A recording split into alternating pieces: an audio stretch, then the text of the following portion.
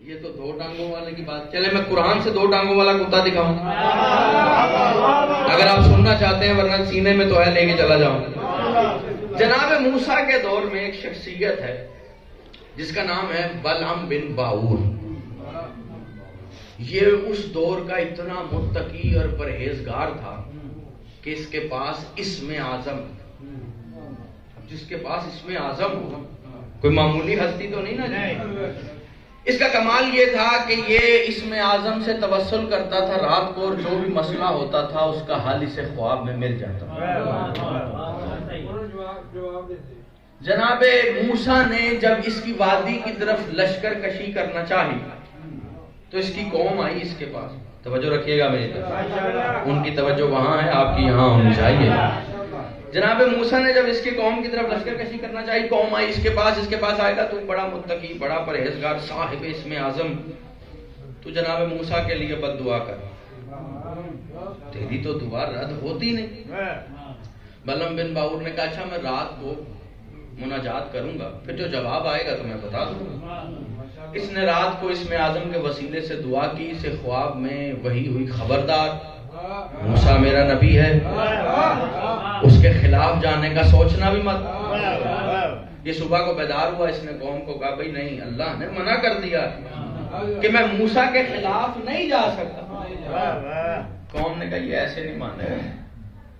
قوم نے یکجا ہو کے فیصلہ کیا کہ اسے مال دو.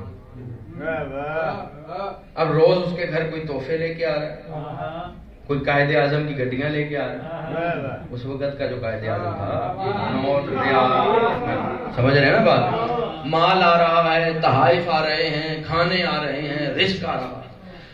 جب اسے اتنا دیا کہ گھر میں کسی چیز کے رکھنے کی جگہ نہ رہی, تو اس نے باہر نکل کے کہا تم مجھ سے چاہتے کیا ہو؟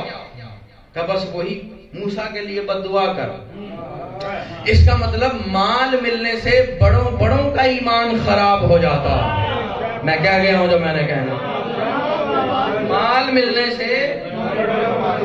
اس لیے معصوم فرماتے ہیں کہ جب بھی دولت مانگو تو ساتھ ایمان مانگو, ورنہ تم سے ایمان چھین لیا جائے گا اور دولت دے دی جائے گی.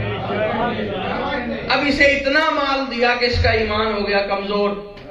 کہ ہم وہی چاہتے ہیں. دنیا آج کہتی ہے نا جی وہ تو بہت بڑے عالم ہیں, وہ تو خلاف ہو ہی نہیں سکتے, امام کے خلاف بات کر ہی نہیں سکتے. خدا نے قرآن میں واقعہ رکھا.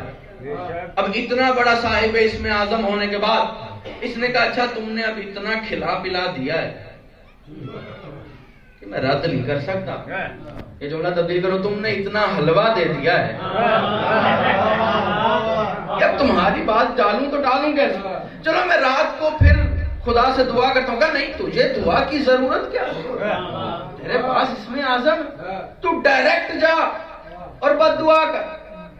اب قرآن کہتا ہے, صاحبان تفاسیر نے لکھا کہ اس نے کہا اچھا یہ بات, یہ اپنے گدھے پہ بیٹھا اور پہاڑ کی چوٹی پہ جانا چاہا. اس نے جانا چاہا, گدھا نہیں چلا.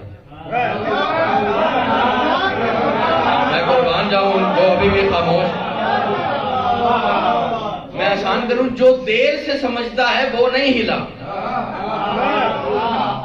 یہ اترا, اس نے بڑا مارا, پھر بیٹھا, گدھا 2 قدم چلا, پھر رک گئے, پھر اترا, اتنا مارا کہ گدھا کھڑے ہونے کے قابل نہ رہا, زمین پہ لیٹ گیا. مرنے سے پہلے خدا نے گدھے کو زبان عطا کی اور اس نے اس کی طرف دیکھا, میں تو گدھا ہوں اور گدھا ہو کے جانتا ہوں کہ معصوم کے خلاف نہیں جایا جاتا.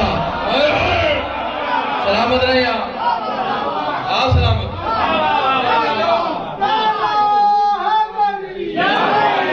میں گدھا ہو کے جانتا ہوں کہ وقت کی حجت کے خلاف نہیں جایا جاتا, معصوم کے خلاف نہیں کھڑا ہوا جاتا.